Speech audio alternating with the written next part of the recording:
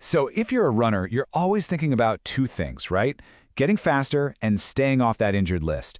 But what if the secret isn't just logging more and more miles? Today, we're going to break down 5 essential strength exercises that are, no joke, going to fundamentally change your running. It's this classic runner's paradox. To get better at running, you just run more. Simple enough. But what if all those extra miles are actually holding you back? What if they're keeping you from your real potential? Let's just ask the big question. Is running enough to actually be a great runner?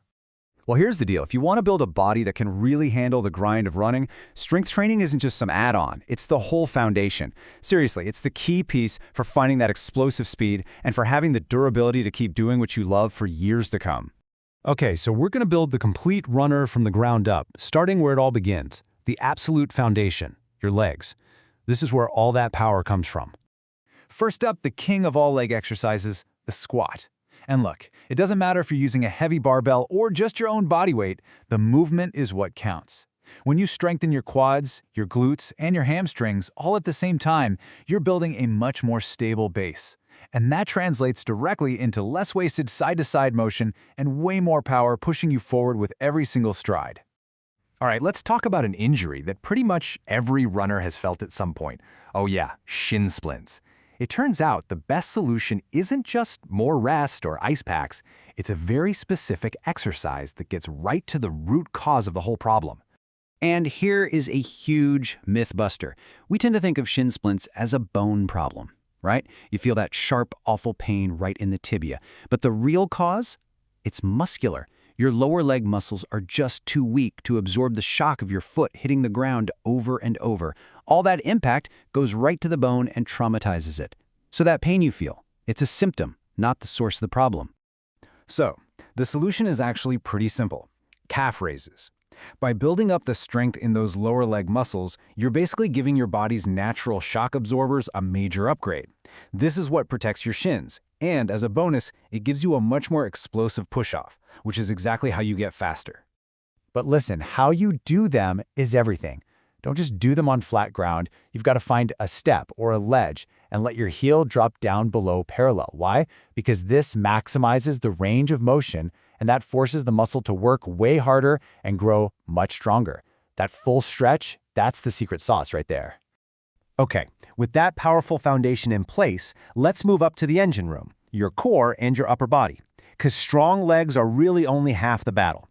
You might be surprised just how much your arms have to do with it. Think of your core like the transmission of a car. It's what connects the power from your legs to the momentum of your arms. A weak core just leaks energy with every stride, but a strong one, it holds your form together, keeps your posture upright, especially when you get tired late in a race. And hey, core work doesn't have to be this solo chore you dread. As one runner put it, some of their absolute best memories were just doing core in a giant circle with my teammates. It's an awesome way to build that team bond and, keep each other honest. And for planks, here's a totally counterintuitive trick that actually works. A little distraction can go a long, long way. Just put your phone on the floor in front of you and scroll through something. By taking your mind off the burning in your abs and that ticking clock, you will almost always hold it for longer. Just try it.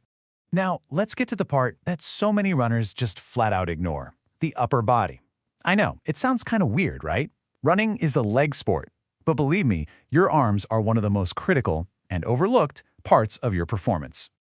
It all boils down to efficiency and power, but the moment it really, really matters is at the end of a race.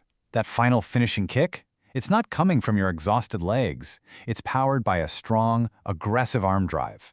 And that's exactly why things like push-ups and presses are non-negotiable for any serious runner. All right, finally, we have the power finisher. This might just be the single most effective exercise for runners, period. And the best part? You don't even need a weight room to do it. I mean, what kind of exercise could be so powerful that elite runners have a simple 2-word nickname for it? They just call it free speed. They're talking about hill sprints. This is basically getting a 2-for-1 deal. It's strength training and speed work all smashed together.